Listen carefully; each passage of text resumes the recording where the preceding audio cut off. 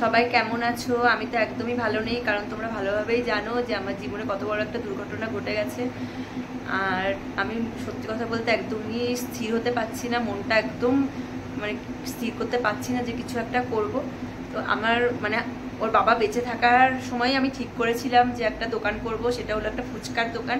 তো ভ্যারাইটিস রকম ওখানে ফুচকা পাওয়া যাবে, কারণ আমাদের এখানে চারঘাটে একটা ফুচকার দোকান হয়েছে, ওটা অনেকটা বড়, আমার দোকানটা খুবই ছোট। কিন্তু আমি চেষ্টা করব খুব ভালো করে মানে পরিবেশন করার জন্য ফুচকাগুলো। তো ওরকমই একটা করব ঠিক করেছিলাম ওর বাবা বেঁচে থাকতেই।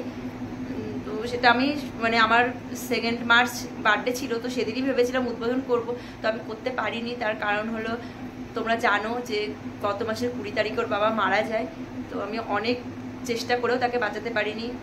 অপারেশনও করা হয়েছিল, নার্সিংহোমেও ভর্তি করা ছিল, এমন না যে আমি সরকারি হসপিটালে ভর্তি করেছিলাম। আর অপারেশন করার পরে বাড়িতে আনার পরে আবার হার্ট অ্যাটাক করে, তো 20 তারিখেও ও মারা যায়। তো আমি তো কিছু করতে পারিনি। এখন আমি চেষ্টা করছি কিছু করার, কারণ এই ছেলেটাকে তো আমি মানুষ করতেই হবে। আর আমি আশা করি তোমরা আমাকে সাহায্য করবে। তো আমার দোকানটা কালকে থেকে স্টার্ট করব। আমি কথা বলার মতো পরিস্থিতিতেও আমি নেই, কালকে থেকে স্টার্ট হবে। তো তোমরা অবশ্যই এসো আমার দোকানে। আমার দোকানটা অনেকটাই ছোট, কিন্তু আমি তোমাদেরকে কথা দিচ্ছি খুব ভালো করে ফুচকা তৈরি করে আমি তোমাদেরকে খাওয়াবো।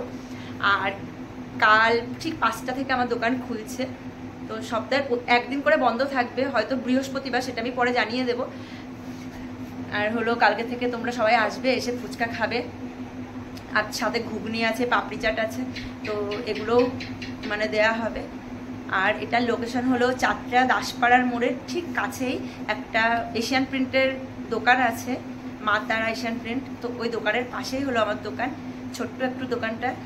তো তোমরা সবাই এসো, এসে আমার দোকানের খাবার খেও। তো এটুকুনি বলার ছিল, আশা করি সবাই আসবে। তো কালকে সবাই কিন্তু চলে এসো, ঠিক আছে? 5টার পর, মানে 5টা থেকে শুরু করবো।